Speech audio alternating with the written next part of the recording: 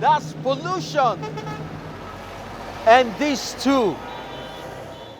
Normally, pollution is something we can clearly see, but this is a different kind. It's noise pollution.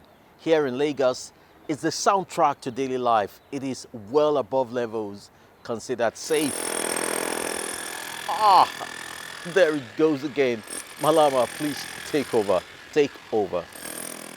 Now that's relatable, Chris. Today, I found myself a nice, quiet spot, but it can get pretty loud too here in Lusaka.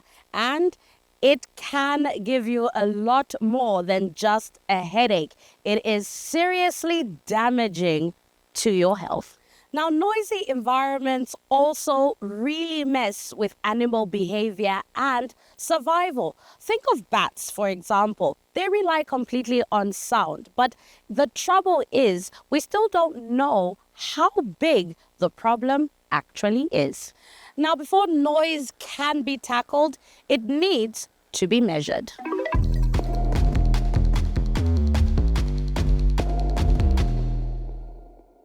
Kampala never really sleeps.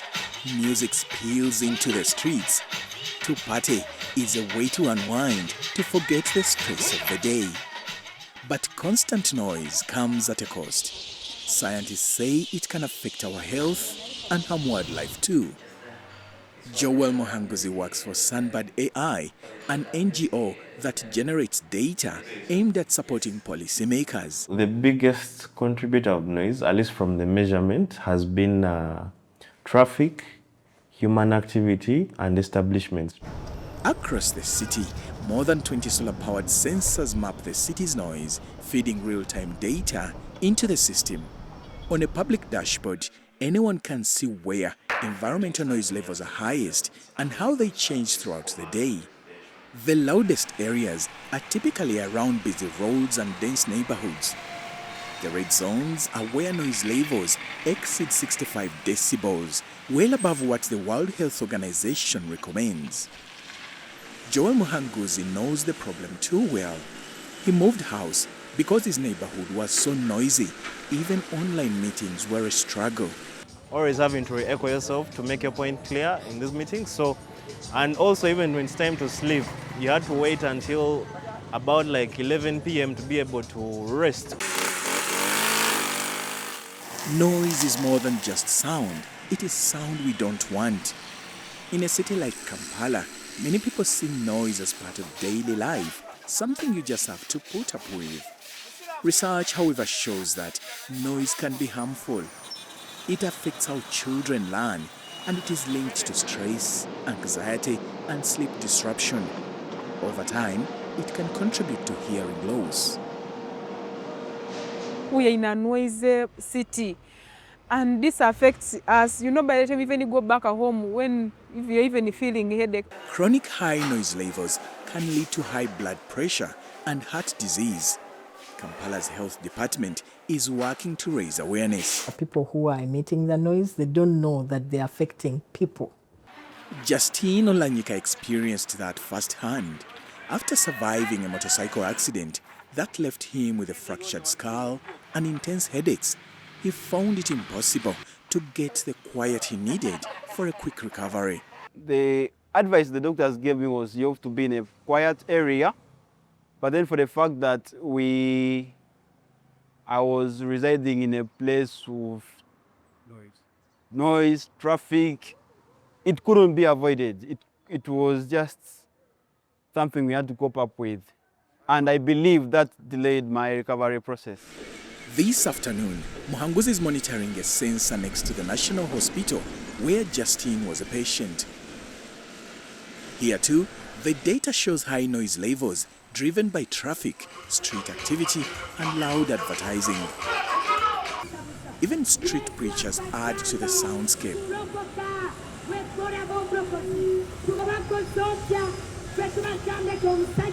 Having that constant noise exposure from traffic could affect even how the patients take on the treatment while at the hospital. Sarah Zalwango heads the public health department at the Kampala Capital City Authority. She says that mapping environmental noise has provided her public health department with scientific evidence to prioritize the issue within the city's sustainability agenda. Data helps us a lot because you get to know who is going beyond the permissible level, who needs to be fined, who needs to be closed, and who needs real monitoring. So when you have the evidence of data, you can even prosecute. And it is not just humans who are affected. Noise can also disrupt wildlife, including birds and bats. Zoologist Robert Chitio has spent decades studying bats, and he knows how important they are for city dwellers too. Every night, a single bat, a single insect-eating bat, can eat up to 100 mosquitoes. That is a service we don't think about. If we care to think about it, insect-eating bats are an ally in the control of malaria.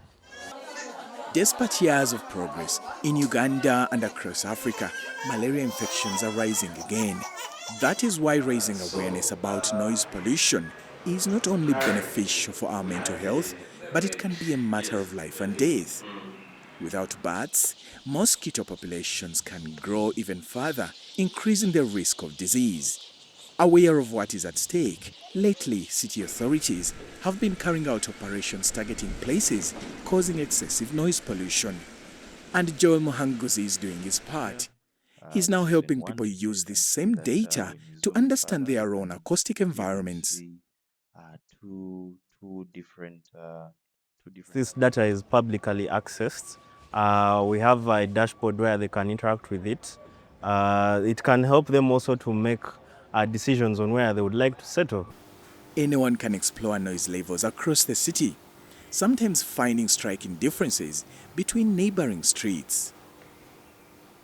What is the noise around where I am, and what is causing it? What is the predominant cause? Could it be my activity? Awareness of noise pollution can shape everyday choices. Just as people think about the carbon footprint of how they travel, noise is becoming part of that conversation too. A quieter option like a bicycle or the convenience of a noisy motorbike, noise has consequences. It can trigger a headache or push entire species out of their habitat. In a city that never really sleeps, the question is no longer just how loud it is, but how much noise we are prepared to live with.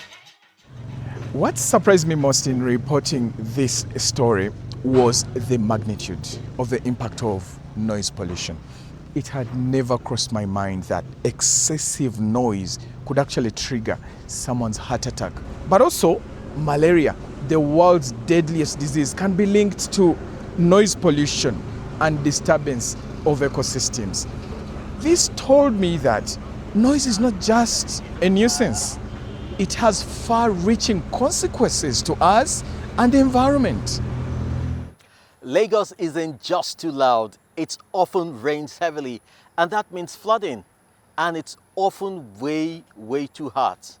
Now, green spaces like this one are shady and cool, but not everyone has access to a park, so some people suffer more than others. That's why urban planners are looking into ways to make cities more climate-proof for everyone and not just the fortunate few.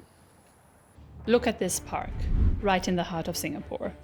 Beautiful, right? 20 years ago, the river here looked like this. Freeing it up has not just made this area prettier, it also helps save lives. That's because floods and heat waves are becoming a lot more common. This is an especially big problem for cities, where more than half of the world's population lives. How Singapore and other cities will adapt will make the difference between living with chronic risks for life and health, or just occasional discomfort. So let's look at what some of the biggest cities around the world are getting right, and what others can learn from it. Look at these bubbles. Each of them represents one of the 50 biggest cities in Europe. The bigger the bubble, the more people live here. Now, let's sort these cities by how vulnerable they are to the effects of climate change, like heat, cold, floods, or storms. Out of these cities, Copenhagen has the least to fear from climate change. It's rich and in relatively temperate northern Europe, so any risks they face can be easily taken care of. Cities like war-torn Kiev or Rome with their hot summers look a little bit different already. But compared to some other parts of the world, they're still in a pretty good position. The most vulnerable cities tend to be in the global south. Lagos, Nigeria's biggest city, for instance, is all the way over here, or Port-au-Prince on the coast of Haiti here. And some of the biggest cities in the world, like Delhi or Mumbai in India, are among the most vulnerable to climate change. One issue is that these cities are growing really fast. Lower income people in Central and South Asia, for example, are being hit particularly hard by heat waves, according to experts from the IPCC. For richer people, things are a lot more comfortable. Things like air conditioning, stable houses, reliable transport, or indoor work make any crisis more bearable. So what should cities do to adapt?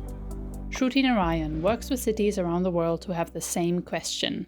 You cannot have a single starting point. It has to be a two-pronged effort. The first prong, short-term reactions. You need to prepare your city immediately with quick measures to ensuring that your people are safe and secure. Delhi, for instance, has been struggling to get heat warnings across to those most affected. So people have come up with new ideas. WhatsApp groups and physical warning signs like these are available for some of the many informal workers in Delhi's outdoor markets and waste segregation centers, thanks to the work of Greenpeace India, workers' unions, and the India Meteorological Department. Bangladesh has long used these methods to warn people about floods, too.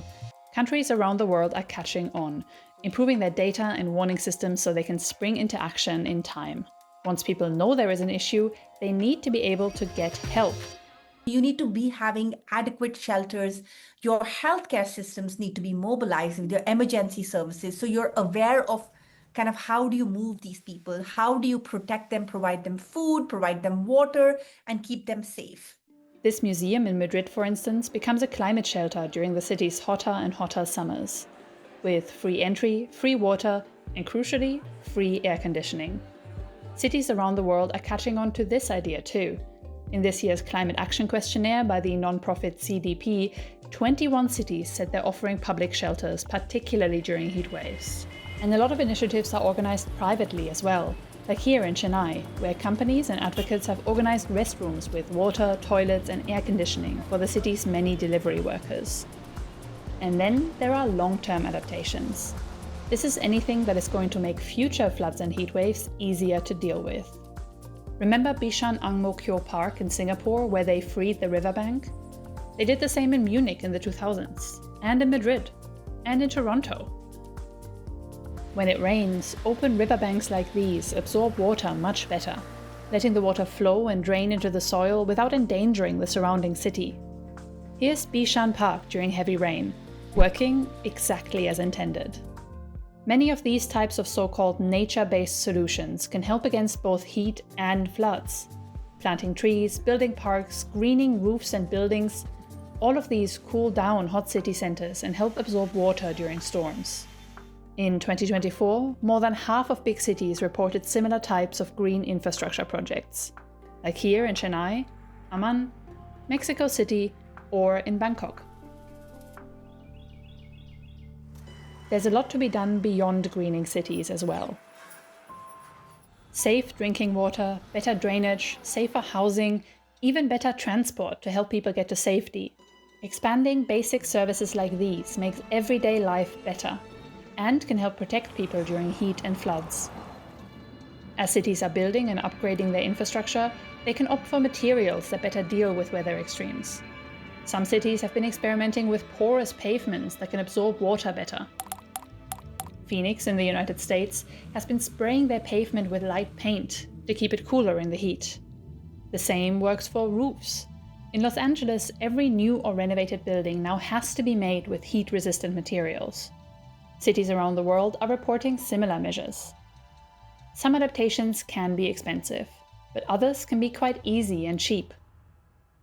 Those tin roofs that make heat waves almost unbearable, Even just painting them white can help, like they're doing here in Ahmedabad. Today, most major cities around the world have concrete plans for adapting to climate change, which is a good starting point. Because remember the report showing that lower-income people are much more affected by climate risks? The same report also said that if cities did the things they say they're planning to do, things would get a lot better. In some regions, like in Africa, doing not only what is currently planned, but also everything that could be done, would even mean that both rich and poor people would only experience occasional discomfort, instead of serious chronic risks from heat waves. I believe that we can do it. We can make our cities livable if we are able to take urgent action now together. Honestly, our next report is about a topic I always thought was a women's issue, but actually it affects everyone. It's time we all give it some thought, as our reporter here in Lagos did. Where is the most unusual place you've ever dumped a sanitary pad? The toilet. The trash. Dustbin, of course. Soakaway. Make a new like Ghana. In Nigeria, only about half of sanitary products end up here. After use, most people just wrap their sanitary pads and throw them away. But away isn't away. They take hundreds of years to decompose. These pads are up to 90% plastic, depending on the brand. And the rest, pads are either flushed down the toilet, where they clog drains and block water flow, or they're burnt, which releases toxic chemicals into the air, which adds to pollution. Every year, disposable menstrual products generate an estimate of 5.5 kg of waste per user in Nigeria. And in a city like Lagos, where waste management is already under pressure, this kind of waste adds to an existing problem. So, do you know other sustainable options? Now that's a delicate question, but do let us know. When we have a drink, we rarely think that this was made from sand. It's actually the second most used resource in the world after water. But it's not just sand. It must be rich in silica. Now the sand is mixed with soda ash and limestone, then heated in a furnace of around 1,500 degrees Celsius until it melts into a glowy liquid. Now that's hotter than a volcano. That liquid glass is shaped, blown or molded into bottles and then slowly cooled to make it strong. So, producing a single-stranded bottle uses roughly the same energy that could power an electric bulb for several hours. With that amount of material and energy, it would be a pity to just throw it all away. So, what if this bottle could have a second life? Yupipila means green here in northeastern Mozambique. And these three people are already turning that sentiment into reality, building with what others throw away. Fernanda, Jose, and Abiba. I can say that things changed for me when I became part of this project, and my life has really blossomed. It keeps growing with each passing day. Before, what were growing here were piles of empty bottles, glass and plastic. In the Cabo Delgado province, bottles are often simply dumped. Recycling is limited here. And jobs are few and far between too. But NGO Hakuna Matata wants to change that. And when I leave here, I will implement what I have learned and be able to buy what I need. The young people aged 18 to 35 use bottles as construction materials for an innovation and training centre. It's learning on the job. These training programs are aimed at young people, and they are also focused on the environment. So we provide young people with training in green technologies. Bamboo instead of wood, plastic bottles with compacted earth instead of bricks, and earth instead of cement. They build with what they have. Even old tyres are recycled. These can reinforce the structure of the walls and add a distinctive look. The materials also keep the buildings cool, acting as natural insulation. I can teach these skills to my friends, colleagues, and to people in my community. I can teach them how to build a wall of bottles. And they haven't just built a wall, they've also built a toilet. And a new community hub. And there's more in the pipeline. These young people are not just creating buildings, they're also building a future for themselves. These same young people are also supported at some point through business initiatives, all of which are focused on the environment. I also know how to make zero-carbon bricks, and I can build them with my own hands and show the community that I'm capable too. Yopipila, the Emakua word for green. Green for the environment and for the bright future they're building here. I wonder what living behind walls made from bottles feels like. It's not the only way to build sustainably. In South Africa, companies are trying to get away from this and experimenting with alternatives on a larger scale. This villa near Cape Town looks like a dream home. Hard to believe that hidden within the walls and floors are tons of trash from plastic, old textiles, and glass, replacing some of the carbon-intensive cement. But first, to a natural material, biomass. Invasive trees in South Africa are also being turned into cement substitutes. Species like black wattle and eucalyptus consume far more water than native species. So it solves two problems at once. The shredded wood is used to make bricks that consist of about 70% biomass, and so require a much smaller amount of cement. With conventional bricks, you're using sand and stone as a matrix. Here we're using the biomass, which contains carbon, which then gets locked away in the structure. And that carbon in the biomass is enough to offset the amount of carbon produced in the manufacture of the cement that we use. Elandskloof, a small village mostly made up of low-income housing, is the site of a non-Crete pilot project. For single mother Lizanne Ranson, making eco-bricks is much more than just a job. What I think is really, really good is the fact that I made it with my own hands, and I could do it again. I would be so proud to be able to build my own house with this material that I have now learned to make. The bricks are structurally almost identical to normal bricks in their usage and load capacity. And despite being made primarily of locally sourced plant material, they have passed major industry fire tests. Hundreds of climate-friendly bricks have been made here on site to build a childcare center in Elandskloof. It's a small project, but a promising example of how to build an affordable green home. Change is overdue in the construction industry. Nearly 8% of global CO2 emissions come from cement production, the main component of concrete. This company's product takes a different approach to locking away carbon by taking plastic waste and shredding it to produce an aggregate for their alternate building material. From misprinted food containers to old bank cards, textiles, and marine trash destined for landfills, in 2025, Zerocrete transformed over 700 tons of plastics. The result? An alternative concrete with a fraction of the usual emissions.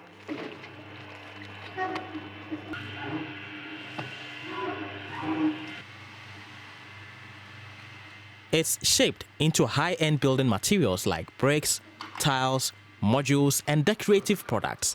The company's founder says the biggest challenge is changing mindsets. If we can do that and take the trash to treasure, to something higher, to add value to that, and that is what we try to do. This house near Cape Town is the company's flagship project, built entirely from Zerocrete materials, from the foundation and walls to the stairs and pool. The manufacturer claims through the process, over 85 tons of waste were diverted from landfill.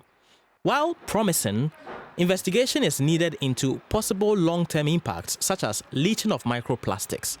One thing the pilot project shows, it's worth trying out unconventional ideas to reduce the industry's carbon footprint.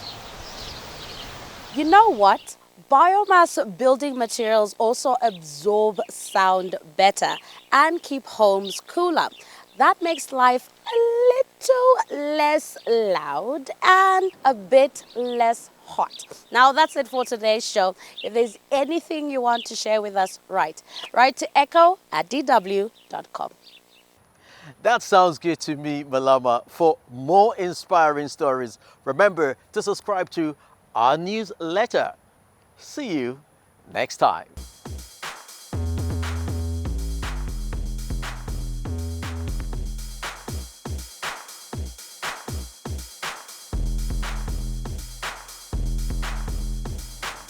You good?